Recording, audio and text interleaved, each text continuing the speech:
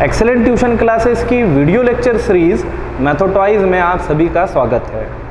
आज हम Maharashtra state board 10th class के मैथमेटिक्स पेपर फर्स्ट का लेसन नंबर 3 अरिथमेटिक प्रोग्रेशन पढ़ने जा रहे हैं। अगर हम इस लेसन की बात करें तो ये लेसन कॉन्सेप्ट बेस्ड लेसन है। इसमें 3 डेफिनेशन है।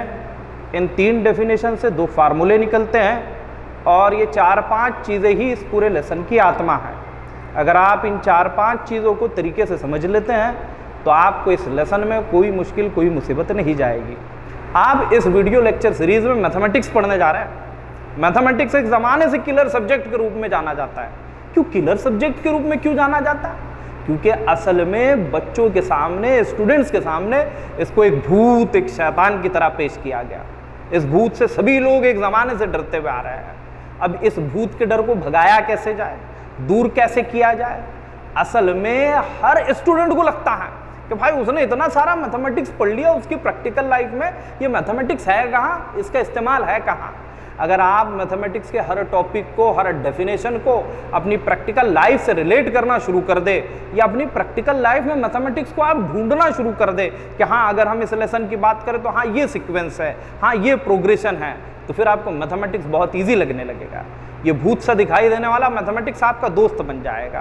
तो इस वीडियो लेक्चर सीरीज का एक उद्देश्य, एक मकसद यही है कि मैथमेटिक्स को एक खेल की तरह बच्चों के सामने पेश किया जाए, स्टूडेंट्स के सामने पेश किया जाए।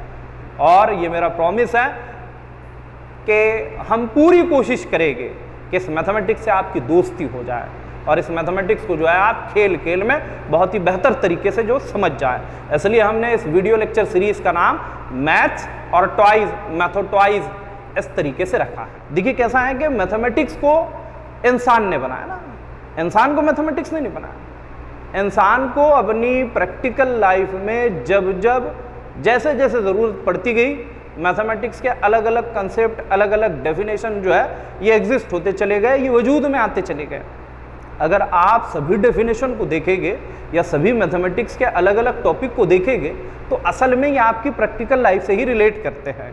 अगर आपने मैथमेटिक्स के हर टॉपिक को अपनी प्रैक्टिकल लाइफ से रिलेट करना शुरू कर दिया तो मैथमेटिक्स आपको बहुत ईजी लगना शुरू हो जाएगा।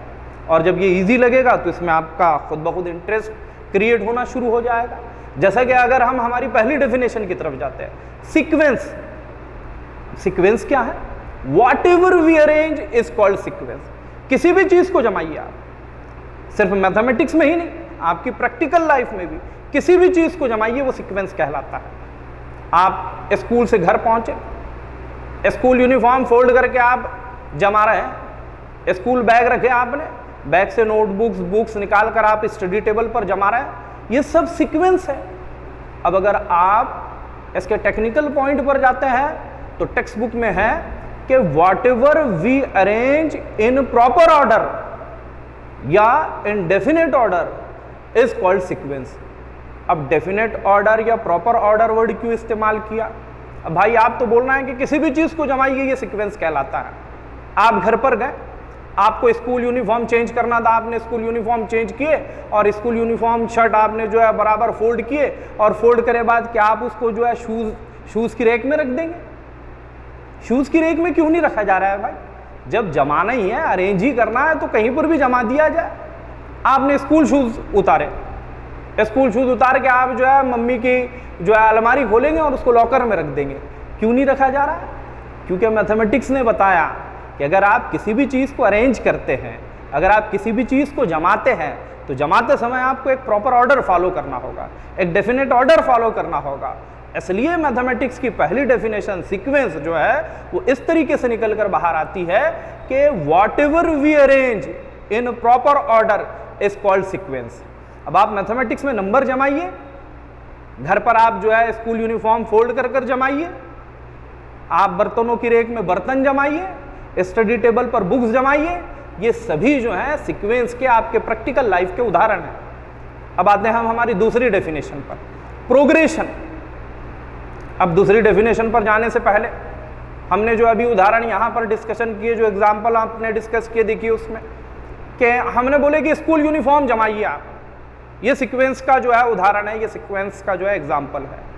अब आप स्कूल यूनिफॉर्म फोल्ड किए, आप अलमारी की तरफ गए, आपने अलमारी खोले। जैसे कि आप अलमारी खोलते हैं तो आपको दिखाई देता है कि एक लाइन में जो है आपकी मम्मी की साड़ियाँ रखी हुई है, एक लाइन में आपके पापा के कपड़े रखे हुए हैं और एक लाइन में पूरे आपके कपड़े रखे हुए हैं। आप अपना फोल्ड किया हुआ शर्ट जो है अपने कपड़ों की लाइन में रख देते हैं। यह मैथमेटिक्स की दूसरी डेफिनेशन है, प्रोग्रेशन। अगर इनवर्ट्स इसको देखे तो मैथमेटिक्स इसको इस तरीके से डिफाइन करता है कि if there is a special relationship between the two consecutive terms. देखिए, जो हम सीक्वेंस की बात कर रहे थे, जब चीजों को जमाते हैं तो उसको टर्म्स बोलते हैं, T1, T2, T3, T4, इस तरीके से टर्म्स नाम दे दिया जाता है। अब हम जो दूसरी डेफिनेशन पर आ रहे हैं कि प्रोग्रेशन। प्रोग्रेशन में क्या बोल रहा है कि if there is a special relationship between two consecutive terms, के जो चीजें आपने जमाए हैं, इन जमी हुई चीजों के दो टर्म्स के बीच में एक स्पेशल रिलेशनशिप रहना चाहिए। आपने अपने कपड़ों की लाइन में अपना शर्ट रखें, ये स्पेशल रिलेशनशिप है कि नीचे भी आपके कपड़े रखे हो, ऊपर भी आपके कपड़े रखे हैं। ये प्रोग्रेशन की एग्जाम्पल है।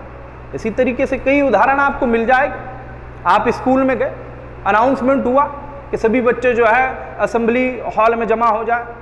अब असेंबली हॉल में जमा हो जाना, अरेंज हो जाना, ये पहली डेफिनेशन है सीक्वेंस। फिर जब आप वहां पर जाते हैं तो आपको दिखाई देता है कि 8th क्लास की लाइन अलग लगी है, 9th क्लास की लाइन अलग लगी है, 10th क्लास की रो अलग लगी हुई है।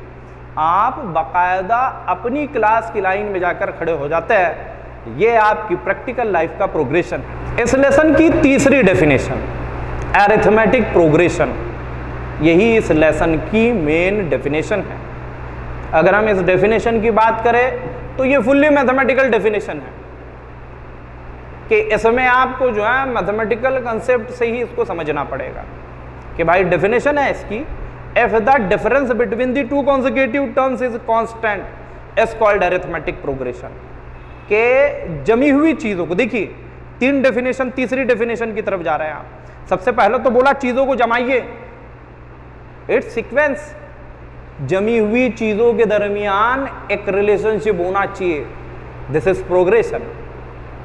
और ये जमी हुई चीजें जिनके दरमियान एक दूसरे के बीच में रिलेशन है, वो कुछ इस तरीके से हो कि जब आप हर दो टर्म का डिफरेंस निकाले तो ये डिफरेंस कांस्टेंट आए।